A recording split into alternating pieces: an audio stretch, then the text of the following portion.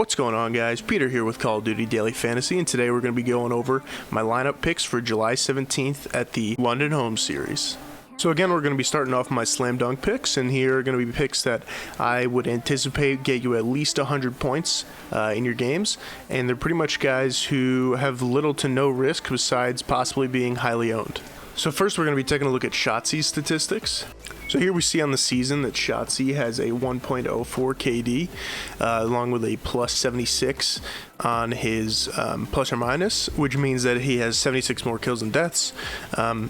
Now on paper this might not look spectacular, however Shotzzy has been on a tear recently, and I think he's a lock to do well this weekend as well as perform highly against their first matchup. And their first matchup is against Paris, who again has been struggling recently. I talked about this in my last video, and they didn't perform well in the last event either, so I don't think they can turn it around here, and it's a struggle for Paris, but we'll have to see what they can do. So now we're going to look at Awakening, who I also think is a lock for Friday. Here we see Awakening as a 1.17, plus 97 on his plus minus. Of course, he's been on a tear recently. We all know this. I don't think their matchup is going to be close. Florida will be facing Optic, who, as well as Paris, has not been playing well recently. Think Awakening, pretty much a lock pick. Maybe if you want some leverage in your lineup, maybe play him at flex, because I think his MVP ownership might be pretty high up there. Next, we're going to be taking a look at Mac. Mac has a 1.12 KD plus 139. As we all know, he has been popping off recently. It's kind of disgusting what the three of these guys have been doing that I'm talking about for the MVPs. And New York will be facing up against the Gorillas in their first match. Of course, New York coming off of that home series victory in their own home series. No reason to think that they step out of form here. Next, we're going to be looking at Hook. So here we can see Hook has a 1.05 and a plus 101. Very good statistics. And the only concern that I have about him is that he is an MP5 player, and we won't know if he's going to be running an MP5 or an M4, so we'll just have to wait and see. My guess is that he would be running the MP5 and Shotzzy, along with Shotzzy, and Illy might be going for the M4, but we'll just have to wait and see. It also depends on the maps. But yeah, Hook, very good option for your flex position. Now moving on to Havoc. So now looking at Havoc, he has a negative overall KD and a minus 80 plus or minus. However, I think he has been playing much better as of late. He's a cheaper option. So I think you should lock him into your lineups because his ownership will be pretty low. He has a very high ceiling, and in my opinion, he has a pretty low skill floor or pretty high skill floor that he most likely will perform to and give Florida some wins.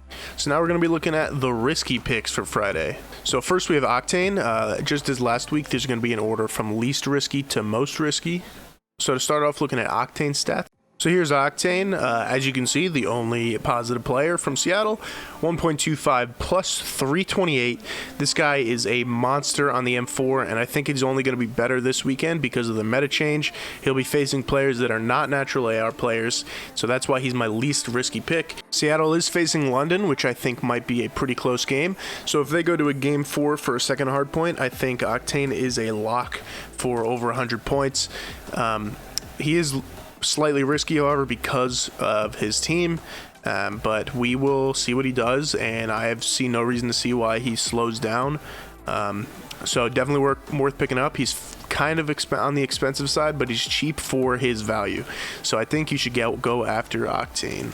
Up next, we're going to be looking at Attach, who had a phenomenal weekend last weekend. So for Attach, you can see 1.08 plus 112, but we're not going to be looking at his overall stats because we are going to look at his stats from this past weekend.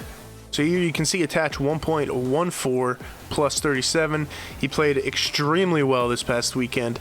New York looked like a force against Chicago in that finals, and I think Attach is fairly risky because of the potential for anybody on this team to do very well. As you can see, they're all had overall positive KDs in the last event, so it's worth looking at Attach. Fairly risky, less risky than Octane, but I think if you're looking to save some salary, he's relatively cheap, so look at Attach. Go after Attach. Next, we're going to be looking at Wuskin. Alright, so looking at Wuskin, he is a 1.23 KD plus 268. This guy is a monster on the AR. Honestly, I wonder if he's less risky actually than Attach, because with the meta change, it really favors him. He's facing players who are not necessarily main AR players, so he's going to be getting M4 on M4 battles, which he likely will win. And London versus Seattle, I think, is a pretty close series. Wuskin is very expensive. That's the only reason I have him on my risky picks, is because of his price. So he, in my opinion, he has a pretty high floor, but not necessarily the biggest ceiling in the world.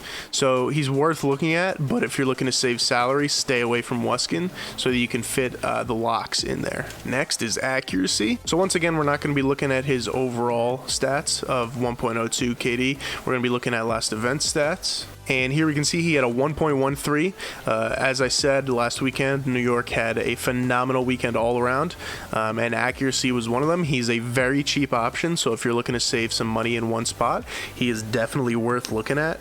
The only reason I have him as a risk is because this past weekend is really the first time that he's popped off, but he is a good option for saving salary. And then finally, we're going to be looking at Slasher. So Slasher has a 1.13 with a plus 180.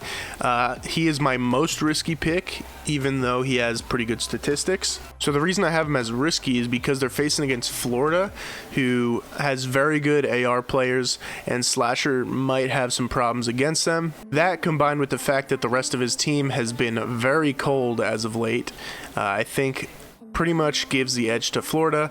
But if you want to take a risk at Optic picking up a game and forcing a second hardpoint, Slasher might be worth looking at because he performs extremely well in hardpoint.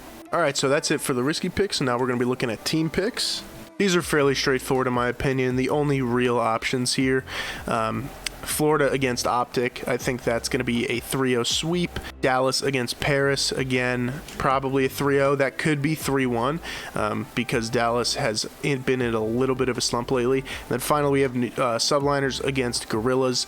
That match, for some reason, Gorillas is able to perform very well in Search and Destroy. Well, not for some reason. They're good at Search and Destroy. So they might be able to force a Game 4, Game 5, but I have Subliners taking that in the end. And with that, I wish you guys luck this weekend. If you enjoyed the video, please like it and subscribe. If you have anybody interested in this sort of thing, please share it with them. And that's it for me. I'll see you guys next week with more picks.